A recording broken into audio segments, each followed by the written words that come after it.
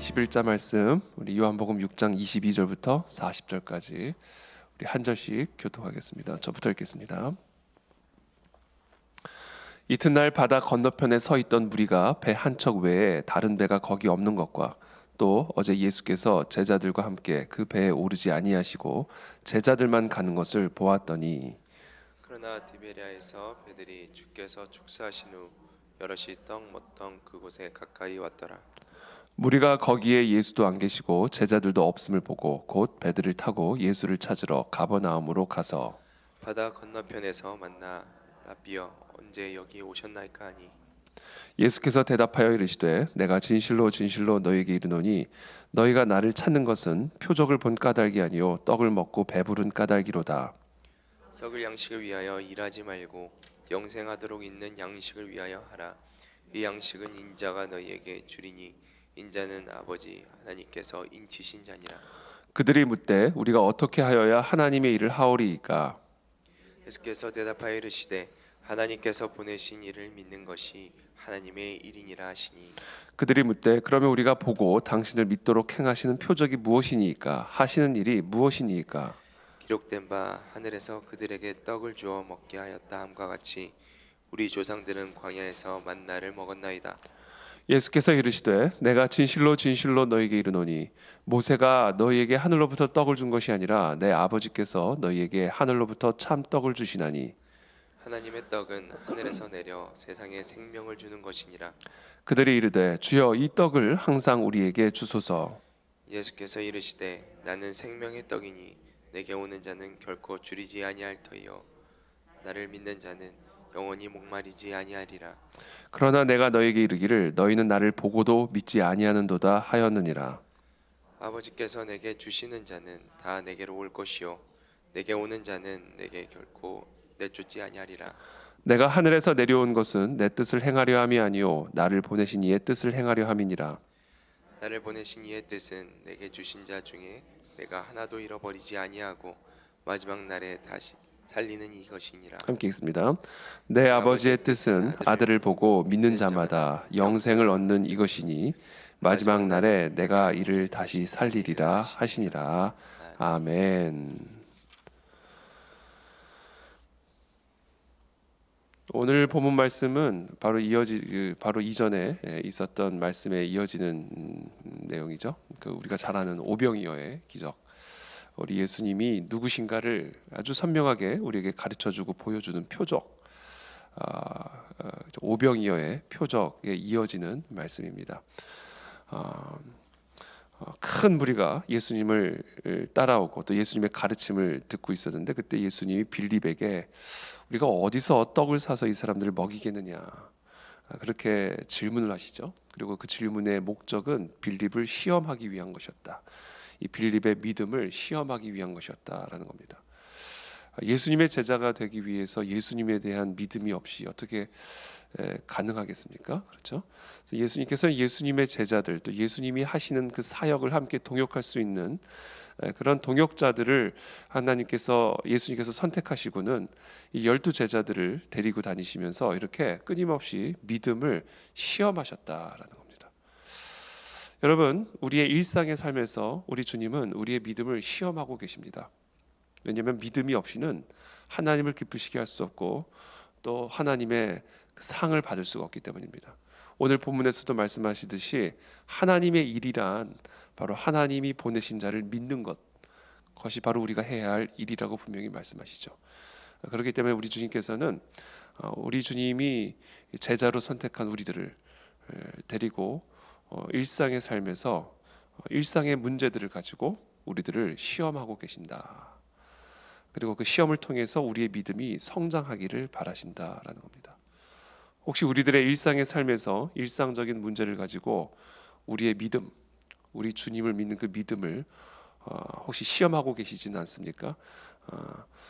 그 질문에 대해서 여러분들이 믿음으로 대답하고 믿음으로 반응하시기를 예수님의 이름으로 축복합니다. 빌립을 시험하고자 하심이라. 그때 빌립이 다음과 같이 대답합니다.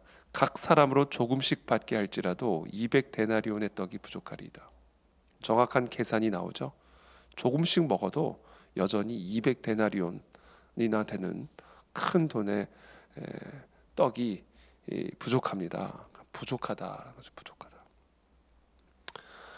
그때 제자 중 하나 시몬 베드로의 형제 안드레가 예수님께 말합니다. 여기 한 아이가 있어 보리떡 5개와 물고기 2마리를 가지고 있나이다. 그러나 그것이 이 많은 사람에게 얼마나 되겠사옵나이까.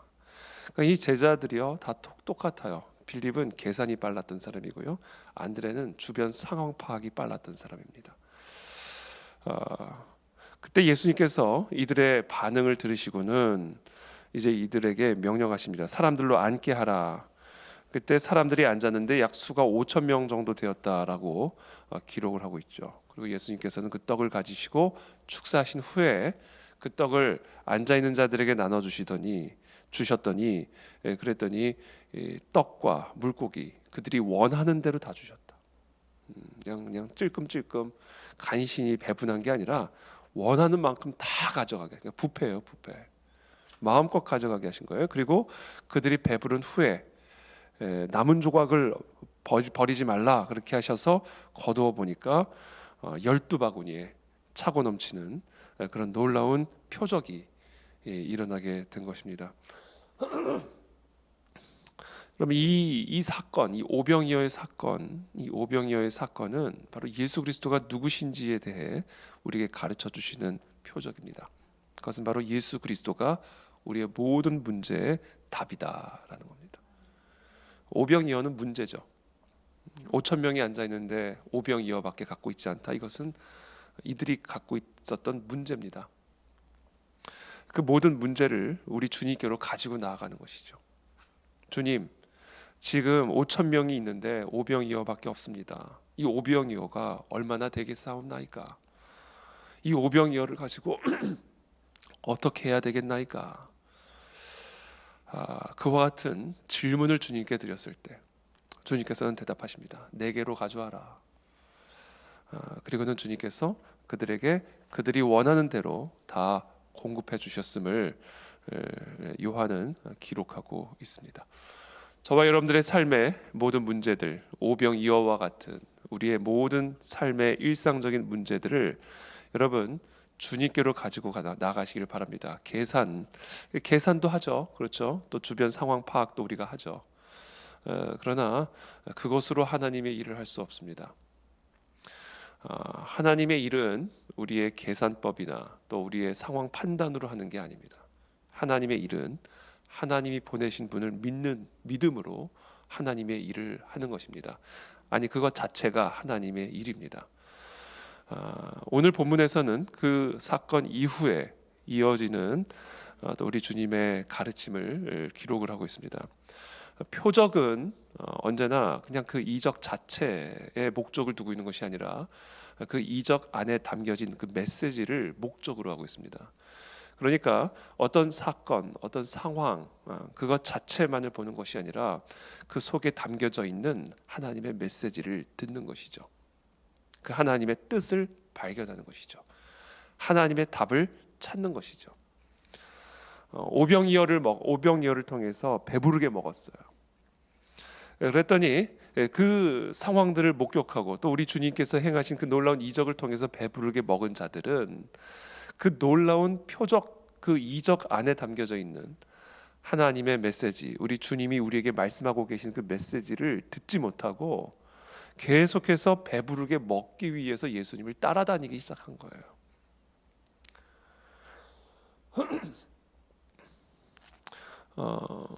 우리 주님은 우리에게 말씀하고 계십니다.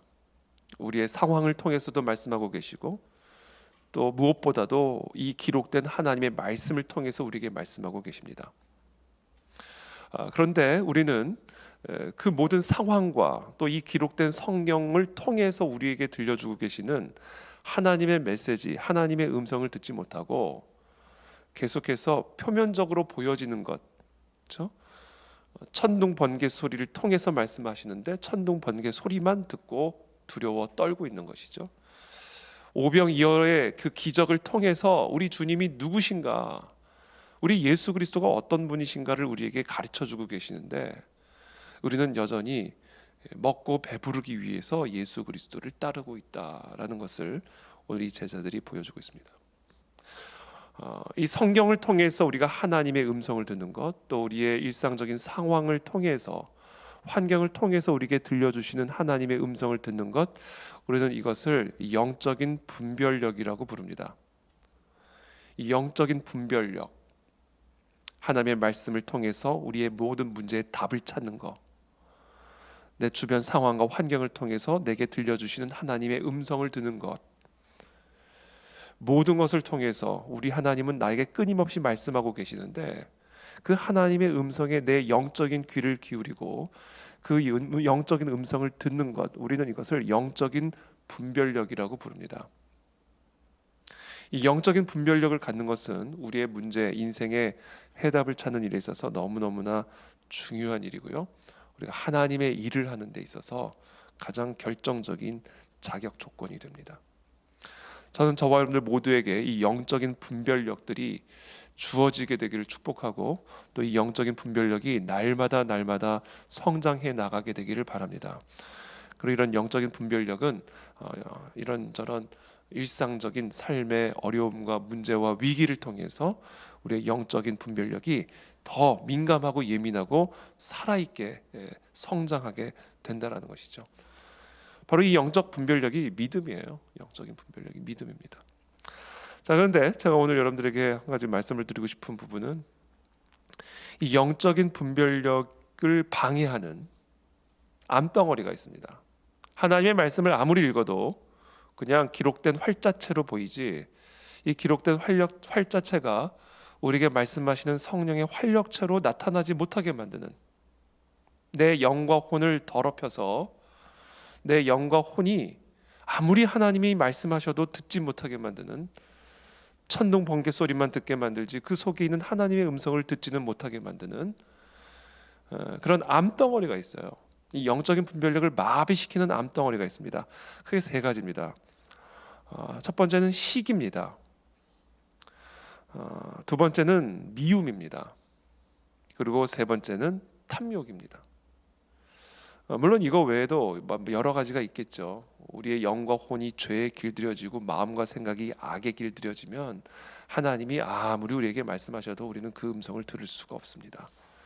근데 그런 많은 우리의 마음과 생각을 악하게 길들이는, 더럽히는, 그래서 하나님의 음성을 듣지 못하게 만드는 여러 죄들 가운데에서도 우리의 그냥 일상에서 끊임없이 우리의 마음속에 흘러들어오는 것을 인지하고 차단하고 대적해야 할 특별히 세 가지 암덩어리가 있는데, 그게 바로 시기. 이 시기는 미움을 낳습니다. 그리고 이 모든 시기와 미움은 결국 무엇으로 우리를 이끌어가는가? 탐욕으로 이끌어갑니다. 바로 이 세 가지가 영적 분별력을 마비시키는 악의 암덩어리입니다.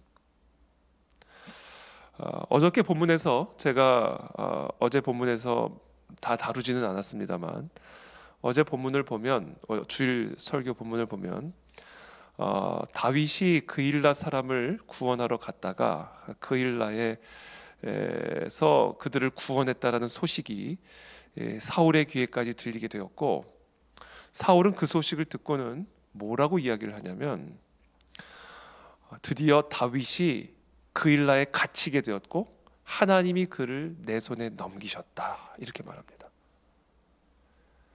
하나님이 그를 내 손에 넘기셨다.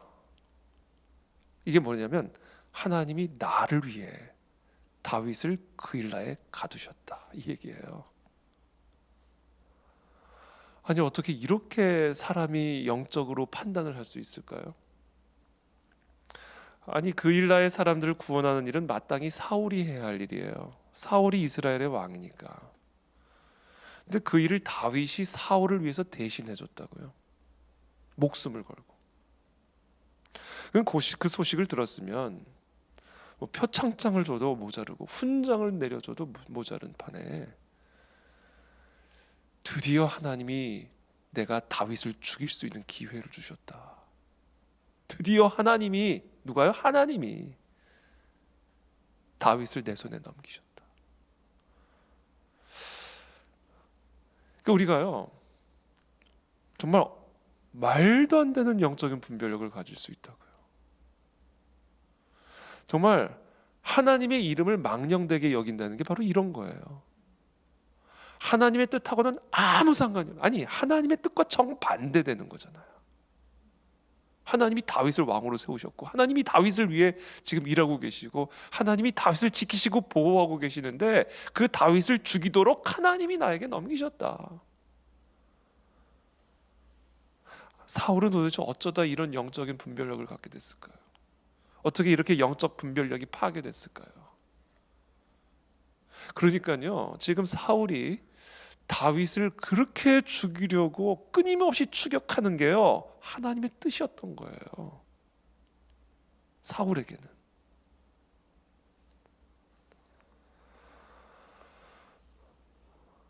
도대체 어떻게 사탄 마귀의 뜻을 하나님의 뜻으로 할 수 있었을까? 시기입니다. 다윗에 대한 시기. 사울이 죽인 자는 천천히요 다윗이 죽인 자는 만만이라.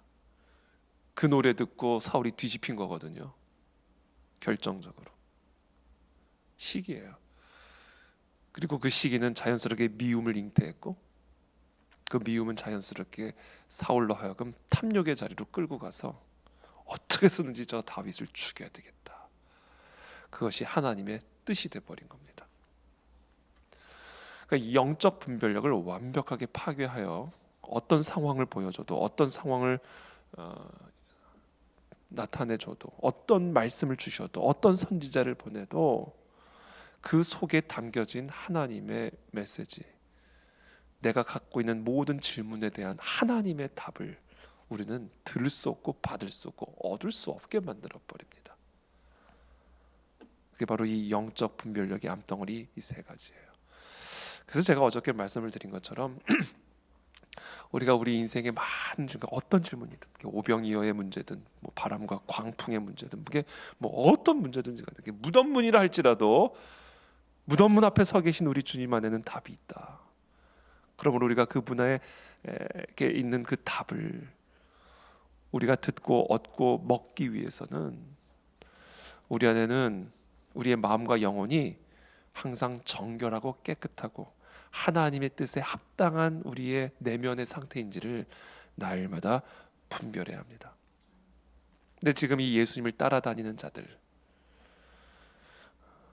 예수님의 그 놀라운 오병이어의 표적을 맛본 이 사람들이 예수님을 따르는 이유는 그 표적을 본 까닭이 아니요. 그 이적 안에 담겨져 있는 예수 그리스도가 누구신가에 대한 하나님의 메시지를 들었기 때문이 아니요. 떡을 먹고 배불러서 따라다닌다라는 거. 탐욕이라는 거죠. 탐욕. 그래서 우리 주님께서 말씀하십니다. 썩을 양식을 위해서 일하지 말고 영생하도록 있는 양식을 위하여 하라. 그러면서 우리 주님께서 주고자 하시는 떡은 내가 오병이어의 기적을 통해서 너에게 보여주고자 했던 진정한 메시지 표적은 바로 내가 떡이다라는 것을 가르쳐 주기 위함이라는 거예요. 내가 만든 이 놀라운 표적으로 먹고 배부르게 하기 위한 게 아니라 이런 표적을 일으킨 내가, 이런 놀라운 이적을 일으킨 내가 바로 진정으로 너희가 먹어야 할 생명의 떡이요, 바로 이 떡이 하늘에서부터 내려오진 하늘의 생명을 가져다주는 영생의 떡이다. 그러므로 나를 먹어라, 그 얘기하시는 거예요. 33절에 이렇게 말씀하시죠. 하나님의 떡은 하늘에서 내려 세상에 생명을 주는 것이니라. 하늘에서 내려와 세상에 생명을 주는 것, 그게 하나님의 떡이다. 그게 바로 이 오병이어 안에 담겨져 있는 표적이요, 모세가 광야에서 하늘에서 내려오는 만나와 메추라기로 이스라엘 백성들을 먹인, 모세가 먹인 게 아니죠. 하나님께서 먹인 놀라운 구약의 표적이 담고 있는 메시지다. 구약과 신약의 이 모든 떡의 이야기는 이 땅의 떡에 대한 이야기가 아니라 하늘에서 내려오는 하나님의 떡에 관한 이야기이고, 그 떡을 먹어야 이 세상이 생명을 갖게 된다. 이 세상이 고침을 받는다. 이 세상이 치유를 받는다. 그러자 그들이 이르되 주여 이 떡을 항상 우리에게 주소서. 그러자 예수님께서 말씀하십니다. 내가 생명의 떡이니 내게 오는 자는 결코 줄이지 아니할 터이요 나를 믿는 자는 영원히 목마르지 아니하리라. 여러분, 우리 주님이 우리의 생명의 떡입니다. 그 그리스도를 여러분 경배하십시오. 그 그리스도를 먹으십시오. 그 그리스도와 하나가 되십시오. 그 그리스도로 말미암아 우리에게 다시는 목마르지 아니하게 하시는 그 생수를 맛보시게 되기를 축복합니다. 오늘 우리에게 주시는 답입니다. 35절 함께 큰 목소리로 함께 읽겠습니다. 35절입니다. 시작. 예수께서 이르시되 나는 생명의 떡이니 내게 오는 자는 결코 줄이지 아니할 터이요 나를 믿는 자는 영원히 목마르지 아니하리라. 아멘. 목마른 분들이 계십니까? 굶주린 분들이 계십니까? 삶의 이런저런 문제로 부족함과 결핍을 경험하고 계시는 분들이 있습니까? 소망이 부족하고 평강이 부족하고 능력이 부족하고 지혜가 부족하고 재물이 부족하고 부족함이 있습니까? 오늘 주님께서는 말씀하십니다. 내게로 오라. 내게 오는 자는 결코 줄이지 아니할 것이고 나를 믿는 자는 영원히 목마르지 아니하리라. 오늘 그 예수 그리스도와 동행하시는 복된 하루가 되시기를 축복하고, 그 예수 그리스도로 말미암는 놀라운 생명의 떡을 오늘 충만하게 받아 누리는 그런 복된 저와 여러분들이 되시기를 예수님의 이름으로 축복합니다. 기도하겠습니다.